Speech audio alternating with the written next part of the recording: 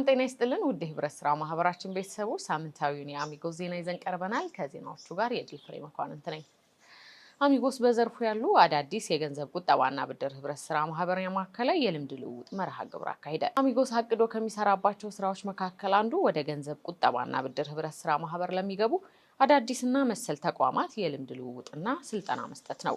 በዚህም መሰረት በዘርፉ ብቁ በሆኑ የአሚጎስ ሰራተኞች ከአብሮነትና ከኢንፊኒቲ የገንዘብ ቁጠባና ብድር ህብረት ስራ ማህበር ለመጡ ከፍተኛ አመራሮች በዋናው የአሚጎስ ቢሮ የልምድ ልውውጥ አካሂደዋል።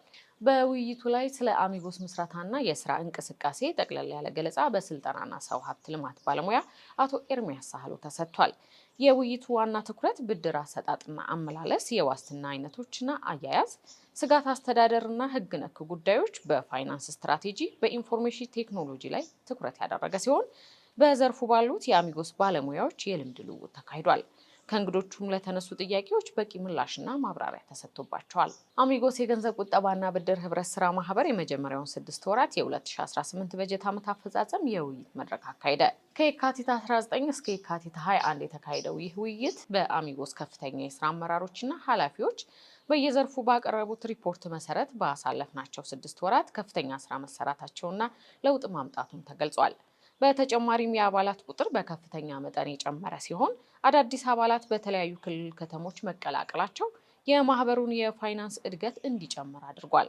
ከዚህ በተጨማሪ የቁጠባ መጠንን በግልጽ ሁኔታ የጨመረ ሲሆን ይህ የአባላትን የፋይናንስ መረጋጋት እንዲጠናከር አድርጓል። በተለይም በእነዚህ 6 ወራት ውስጥ አሚጎስ አዳዲስ ቅርንጫፍ ቢሮዎችን በመክፈት አገልግሎቱን በስፋት ማድረስ መቻሉ በብድር አገልግሎት ዘርፍ ማህበሩ ለአባላቱ የተለያዩ ብድር አማራጮችን በማቅረቡ አባላቱ ኢኮኖሚያዊ እንቅስቃሴያቸውን እንዲያሻሽሉ ድጋፍ አድርጓል። አሚጎስ የሚሰጣቸውን የቁጠባና የብድር አማራጮችንም በየጊዜው ለአባላቱ ምቹና ተመራጭ በማድረግ አባላት ንግዶቻቸውን ማስፋፋትና አዳዲስ የስራ እድሎችን መፍጠር ችለዋል። በተጨማሪም የአባላት አገልግሎት ላይ ከፍተኛ ስራ እንደሚሰራ በውይይቱ ተገልጿል።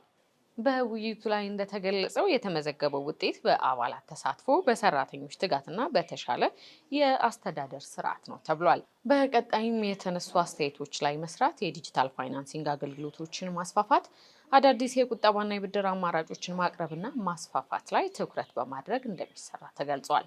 የከተማዋ የሸማች ህብረት ስራ ማህበራት የአባላቶቻቸው ማህበራዊ ኢኮኖሚ ችግሮችን ከማቃለል በተጓዳኝ በከተማዋ የኑሮ ውድነትና ገበያ ማረጋጋት ስራ ድርሻቸውን እየተወጡ እንደሚገኙ ምክትል ኮሚሽነር አቶ ተጫን አዱኛ ገልጸዋል።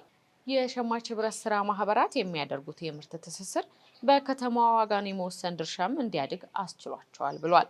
የምርት ትስስሩም ህጉንና አሰራሩን ጠብቆ መፈጸሙንም ገልጸዋል። ምክትል ኮሚሽነር አቶ ሀብተየስ ዲሮ በበኩላቸው የሸማች ህብረት ስራ ማህበራት አመቱን ሙሉና ወቅቱን የጠበቀ የምርት ትስስር በመፈጸም ለከተማዋ የኑሮ ውድነትን ገበያ ማረጋጋት ተጨማሪ አቅም ሆነዋል ብሏል። ምርት ትስስሩ የምርት አቅርቦትንና ክምችትን እንደሚያሳድገውም ገልጸዋል። በትስስር የገቡ ምርቶችም ጥራታቸው ተጠብቆ በተመጣጣኝ ዋጋ እንዲቀርቡ ከክትትልና ድጋፍ እስከ ኢንስፔክሽን የደረሰ ስራ ይሰራል ብለዋል። ዜናውን ያገኘነው ከአዲስ አበባ ህብረት ስራ ኮሚሽን ቢሮ ነው። ውድ ህብረት ስራ ማህበራችን ቤተሰቦች ሳምንታዊው የአሚጎ ዜና የተከታተላችሁትን ይመስል ነበረ። መልካም ሳምንት።